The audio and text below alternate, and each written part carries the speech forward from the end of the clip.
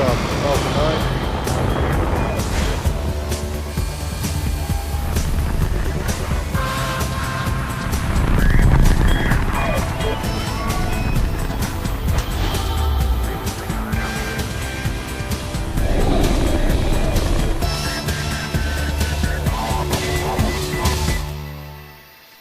Good morning. It's Saturday, June 13th, and you are looking at a live view of Falcon 9 as it awaits its 5:21 a.m. Eastern Time launch from Cape Canaveral Space Launch Complex 40 in Florida. Hello from SpaceX headquarters in Hawthorne, California. My name is Jesse Anderson, and I'm a lead manufacturing engineer here at SpaceX. You're watching a live webcast for our 9th Starlink mission and our 10th mission this year. It's been just 10 days since our last Starlink launch, which was also from Pad 40. For those keeping track, that's a SpaceX record for the fastest pad turnaround. From launch to launch, we're looking at a remarkable 9 days, 7 hours, and 56 minutes. To date, we've launched over 480 Starlink satellites to orbit. And as a reminder, Starlink is a constellation of satellites that can provide high-speed, low-latency internet all over the globe, particularly in remote or rural areas where connectivity is limited or completely unavailable. And we have another notable first to mention. Today's mission marks our first smallsat rideshare mission on a Starlink launch. Our customer, Planet, who is the operator of the largest constellation of Earth observation satellites, is sending up 3 high-resolution satellites on this mission. These 3 SkySats will be joining 15 already in orbit, and 3 more will be deploying on a separate Starlink mission later this summer, which will complete their fleet of 21 SkySats. What's really quite remarkable is the contract for the rideshare was signed just 6 months ago. As part of our new rideshare program, we're offering sun-synchronous orbit missions approximately 3 times a year and have a frequent launch opportunities to mid-inclination. For details or to reserve your spot, head over to our website, spacex.com/rideshare. In order to make room for Planet's 3 SkySats, instead of launching 60 Starlink satellites, as we've traditionally done in the past, today we'll be sending 58 into low Earth orbit. Planet's SkySats will deploy in 3 sequential maneuvers beginning at about 12 minutes after liftoff, and the Starlink satellites will deploy approximately 14 minutes later, or 26 minutes after liftoff. Now, we won't see the Starlink satellites deploy today since we will not have ground station coverage at that time. However, we will keep the webcast going until we reconnect with the satellites at about T+39 minutes to get confirmation of a successful deployment. So we're at T-8 minutes and 10 seconds and counting, and all systems are go for an on-time liftoff this morning. If for any reason there is a hold on the countdown today, we do have a backup launch window opportunity tomorrow at 4:59 a.m. Eastern.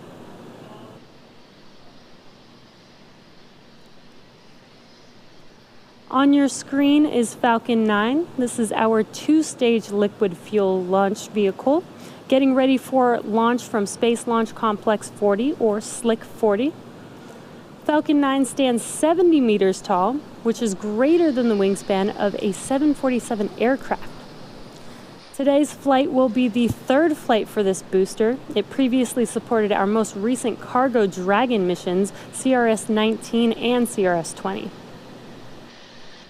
The bottom 2/3 of the vehicle is the first stage, and if you look closely, you can see the soot markings still on the vehicle from its previous 2 flights. The first stage has 9 Merlin engines that do the bulk of the work to get Falcon 9 off the ground and up into the thinner parts of the Earth's atmosphere before separating from second stage and making its way back down to Earth for landing. Today, we will be attempting to recover this first stage for the 3rd time on our drone ship, Of Course I Still Love You, which you can see there on your screen, is out in the middle of the Atlantic Ocean, about 350 nautical miles northeast of our Cape Canaveral, Florida launch site. On top of the first stage is the interstage, which is that black segment of the vehicle. And the reason it's black compared to the rest of the vehicle is because it is unpainted TPS, or thermal protective system, which protects the composite material that the inner stage is made of. The inner stage is what connects the stage 1 to stage 2, and as well protects the second stage's single Merlin vacuum engine during launch. That Merlin vacuum, or MVAC engine, ignites after the first stage separates, propelling the second stage along with the SkySats and Starlink satellites into an elliptical orbit above the Earth's surface. From there, the SkySat rideshare satellites will separate, and about 14 minutes later, the 58 SpaceX Starlink satellites will deploy. Falcon 9 has been loading propellant since T-minus 35 minutes. And as a reminder, Falcon 9 uses rocket-grade kerosene, or RP1, as our fuel, and super chilled liquid oxygen, or LOX, as our oxidizer. Currently, RP1 and LOX are nearly fully loaded on both stages, and LOX will continue to be topped off right until the last minute of the countdown. The stack of 58 Starlink satellites and 3 SkySats are safely enclosed inside of that 17-foot diameter payload fairing that you can see on your screen, which is that structure at the very top of the rocket. This protects the satellites from aerothermal heating, aerodynamic loads, and contamination during ascent. Once we reach the vacuum of space, we no longer need them, and we will jettison the fairing halves while the second stage continues to orbit. The fairing halves we are using today flew on previous but separate missions. One half flew on JCSat-18 in December of 2019, and the other half flew on our first Starlink launch in January earlier this year. Now, we will be attempting to recover the fairing halves today using our recovery ships Mystery and Mischief. There, you can see them on your screen. At approximately T plus 40 minutes, the team will perform a poll to confirm if we're all good to make a safe catch attempt. Weather plays a big factor in the go, no-go decision for the catch attempt, as it can impact not only the sea states for the boats, but also the fairing's altitude, position, and speed, which impact how the fairing will fall back to Earth. Now, we've been keeping an eye out on some thick layer clouds for this morning's launch, but currently weather is looking good for T0. The vehicle, satellites, weather, and range are all looking good for an on-time liftoff just about 3 minutes and 45 seconds from now. For those of you that don't know much about the Starlink program, our mission is to bring high-speed, low-latency internet to people all over Earth. And every one of these Starlink missions gets us closer to achieving that goal. Some of the most exciting opportunities for Starlink are locations where traditional fiber or cable is simply not practical, such as rural or remote communities. It's also an exciting place for where fiber and cable are impossible, such as aircrafts or cruise ships. This is a big endeavor, and we have a lot of work ahead of us, but today's launch gets us one step closer to these ambitions. On our last Starlink mission just over a week ago, we captured some really cool footage of fairing deploy, which we wanted to share with you today. And there you can see on your screen the fairing deploy. You can see the second stage clearly with the Starlink satellites making their way to their targeted orbit. One of my favorite videos that I've seen so far. If you're interested in getting future news about Starlink, about our Starlink service, head over to starlink.com and sign up for updates. We're currently at T-minus 2.5 minutes from liftoff, and Falcon 9 is now moving into the final stages of the countdown. The first and second stages are both nearly fully loaded with 1 million pounds of kerosene fuel and liquid oxygen. Super chilled liquid oxygen, which, as I mentioned earlier, is our propellant oxidizer. And that's what's creating those white clouds around Falcon 9 that you see on your screen there, and that's when it gets exposed to the warmer ambient air. First stage finished prop loading at T-minus 3 minutes and second stage at T-minus 2 minutes. And coming up at T-minus 60 seconds, there will be a call out that Falcon 9 is in startup. This means that the rocket's autonomous internal flight computers have taken over the launch countdown. Then at about T-minus 2 seconds, the Merlin engines will light and liftoff will be commanded at T0. The Starlink payload continues to be healthy. The Falcon 9 team is tracking no issues on the rocket. Weather is still looking good, and the range is green for launch. And as I mentioned, we are at T minus 1 minute and about 15 seconds here. So at T minus 1 minute, we will hear that call out for Falcon 9 being in startup. And from then on, the vehicle will basically autonomously make the decision if we will be launching today.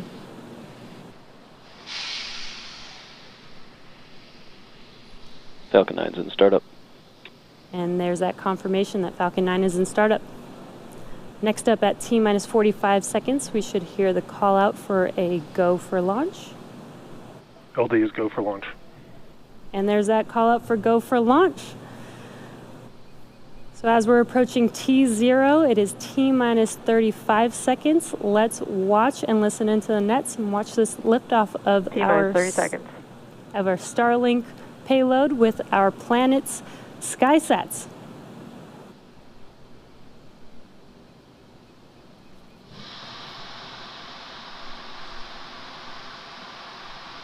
T minus 15 seconds. Falcon 9 is configured for flight. 10, 9, 8, 7, 6, 5, 4, 3, 2, 1, 0. Ignition. Liftoff of Falcon 9 and Starlink Ocho.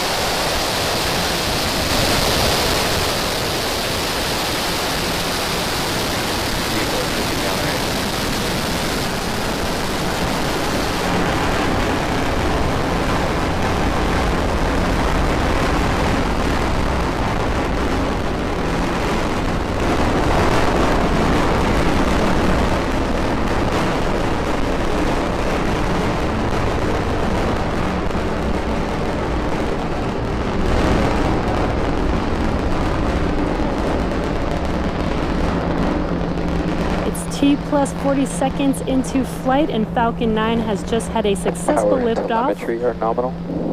A successful liftoff from pad 40 for its first Starlink rideshare, carrying 3 Planet SkySats and our SpaceX Starlink satellites. Next coming up will be Max Q, and that is the maximum aerodynamic pressure that the vehicle sees, the largest structural load that the vehicle sees throughout ascent.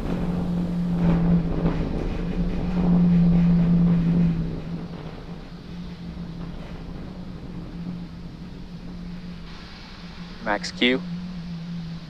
And there's that call out that we just passed through Max Q. Next up will be 3 events happening back to back, and that will be MECO, or main engine cutoff, stage separation, as well as second engine start, or SES1.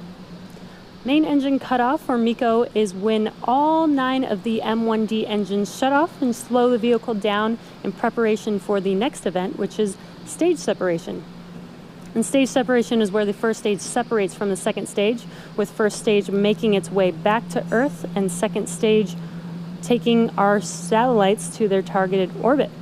And then finally will be SES1, which is second engine start, with that MVEC engine lighting up and taking those Vehicle is following a nominal trajectory. And taking those satellites to orbit. Now those 3 events are coming up here in about 15 seconds. Again, that is MECO, stage separation, and SES1.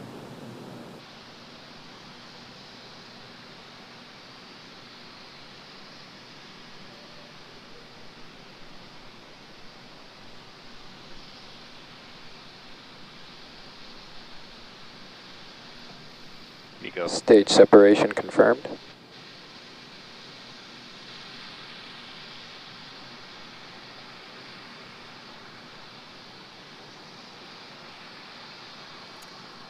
And there, as you saw live on your screen, MECO, main engine cutoff, and stage separation. First stage being on your left screen. On your right screen is second stage with that MVEC engine glowing bright red there. On your left screen, you can see those grid fins deploying on the first stage. Those grid fins help. Fairing separation confirmed. And we just had fairing separation. We had a successful deployment of those fairing halves. Let's see if Miss Tree and Miss Chief can make a catch attempt today. Vehicle continues to follow a nominal trajectory. And as I was mentioning, the grid fins have deployed. That helps guide that first stage back to its landing zone.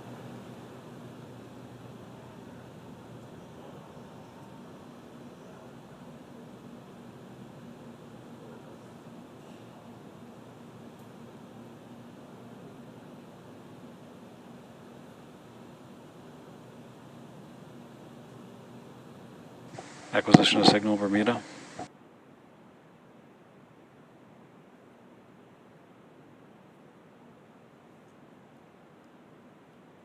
Stage 2 is still looking good. We're getting a nice bright view of first stage on your left screen.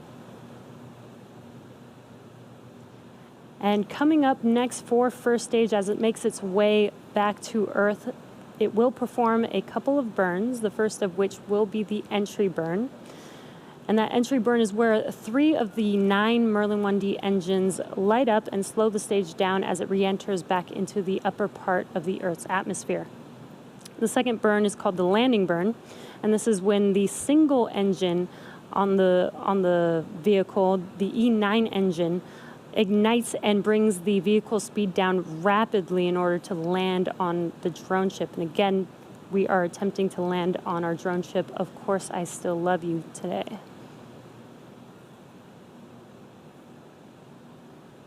We're getting a nice bright view. I believe that is the sun hitting that first stage on your left screen there. So really, really cool view of that.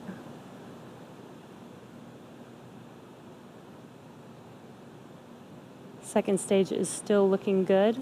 That is on your right screen.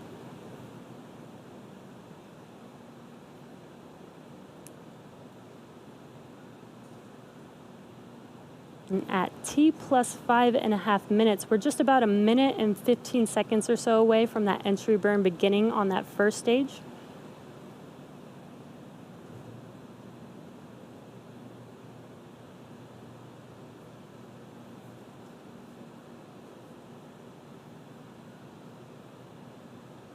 Vehicle continues to follow a nominal trajectory. There's that call out that the second stage vehicle is still on a good trajectory.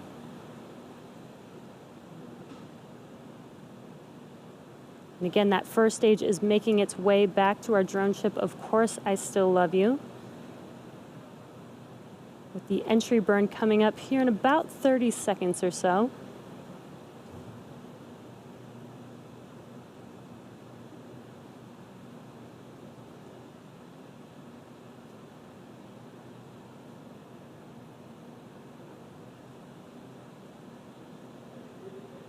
Again, if you're just now joining us, what you can see on your left screen is first stage with those grid fins deployed, guiding the vehicle back to its landing zone. Stage 1 FTS is saved.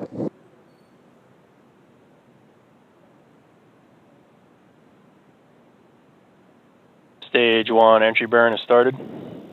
And there you can see that the entry burn has begun. It's lighting up that screen pretty bright there. The entry burn will last about 20 seconds long.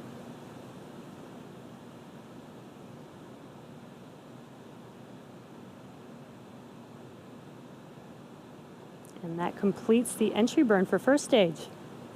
We have a really cool view of Earth in the background of first stage. That is an awesome view.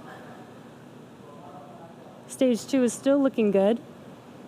We're just about 1 minute away from that landing burn. Signal first stage from the Cape expected. And we did hear that call out that we did lose that live signal of the first stage as expected. Coming up here in at about T plus 8 minutes and 21 seconds will be the beginning of the landing burn. Landing burn will last about 20 seconds long, and then hopefully we'll get to see first stage touch down on our drone ship, Of Course I Still Love You.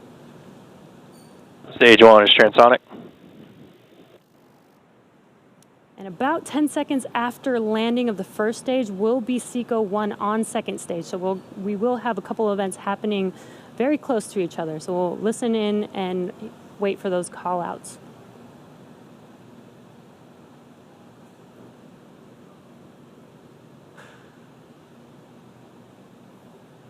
Stage 2 has entered terminal guidance. Stage 1 landing burn has started. And that landing burn has begun on the first stage. Again, this will last about 20 seconds long. Let's wait and watch to see if we can land this booster Stage for 2 a third FTS time. is saved. Stage 1 landing legs have deployed.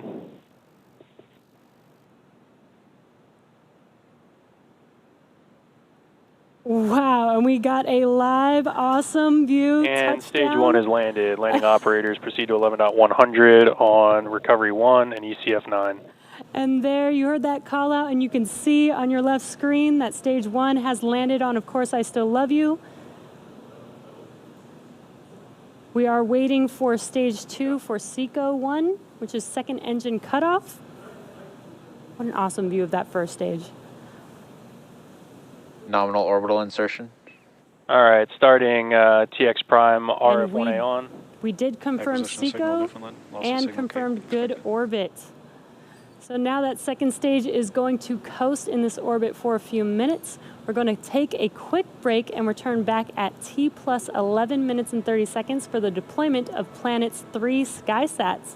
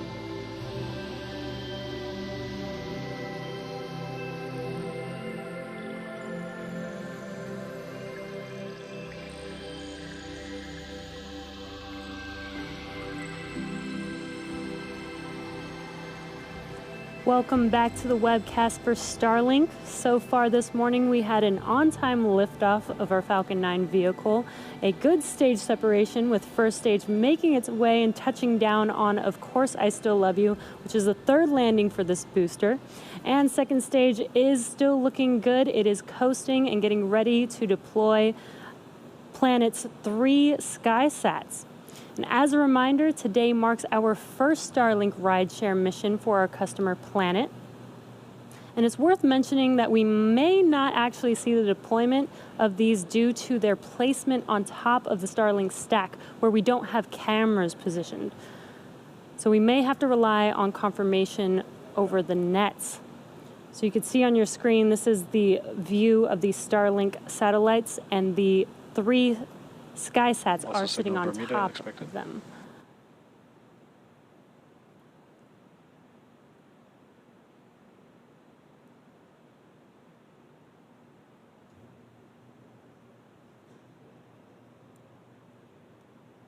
Should be hearing a call out for the first SkySat shortly. SkySat 1 separation confirmed. And there's that confirmation that that first SkySat has deployed. Now these 3 SkySats. Oh, and it looks like we can actually see there's that first SkySat satellite. Pretty awesome view. We should hear a call out for the second one here shortly. They're deploying in about 30-second increments here. SkySat 2 separation confirmed. And there's the confirmation for the second SkySat. And since we saw the first one, I think we should be able to see that second one shortly here as well. And there you can see it. Very cool views today. Now we just are waiting for that third and final SkySat here shortly. SkySat 3 separation confirmed. And there's confirmation of separation of that final SkySat. These three SkySats will be joining 15 already in orbit, and 3 more will be deploying on a separate Starlink mission later this summer, completing their fleet of 21 SkySats. Now stage 2 is going to continue to coast in this orbit for a few more minutes. During this time, it will start to spin on its central axis, giving the Starlink satellites the momentum that they need to space themselves out over time after they deploy at T+26 minutes. And as I mentioned earlier, because we will not have ground station coverage at time of deployment, we will not have visual or audio confirmation of a successful deploy until we reach the next station at Diego Garcia about 25 minutes from now. So with that, we're going to take another break here and return back at T+38 minutes so that we can confirm live a successful deployment of our 58 Starlink satellites.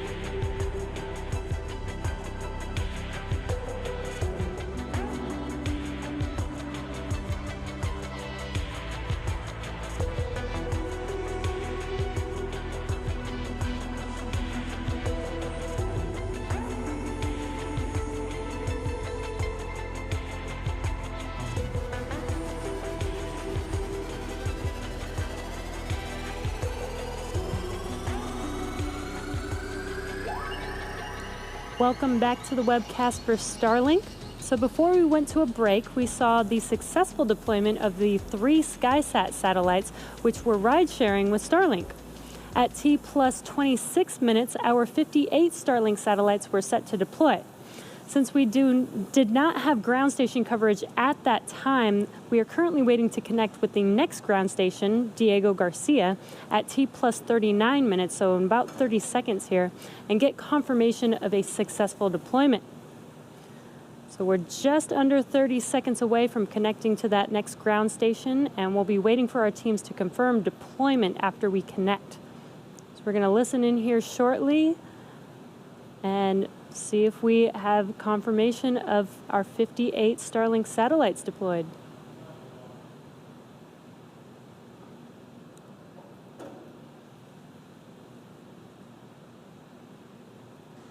Acquisition of signal, Diego Garcia. Is that confirmation of connection to the ground station? Starlink tension rod separation confirmed. And there is that confirmation of the tension rods deployed and the Starlink satellites deployed today. So after they deployed, shortly after they deployed, their solar arrays deployed as well, and over the next few days and weeks, they will distance themselves from each other with that momentum created by the second stage and use their onboard ion thrusters to make their way to their operational orbit of 550 kilometers above the Earth, and then start beaming down high-speed internet to Earth. As you may have seen during our last mission, we launched the first Starlink satellite with a deployable visor to block sunlight from hitting the brightest spots of the spacecraft. This demo satellite, also known as VisorSat, is just one of the many actions SpaceX has taken in collaboration with leading astronomical groups to mitigate the effects of satellite reflectivity. That first VisorSat has not yet reached its operational orbit, so we are still a few weeks away from seeing the results of that effort. However, we do have confidence in this design, coupled with all the measures we're taking to minimize Starlink's reflectivity. So we plan to equip all future Starlink satellites with deployable visors, starting with the next mission later this month. That will be the 9th flight of our latest iteration of the Starlink satellite design. If you want to learn more about our work with leading astronomers to protect the natural night sky for all to enjoy, you can visit the updates section of SpaceX.com. And now that brings our webcast to a close. If you're interested in getting future updates about Starlink launches, as well as general updates about future service availability, head over to Starlink.com, sign up for updates, and we'll see you at the next launch.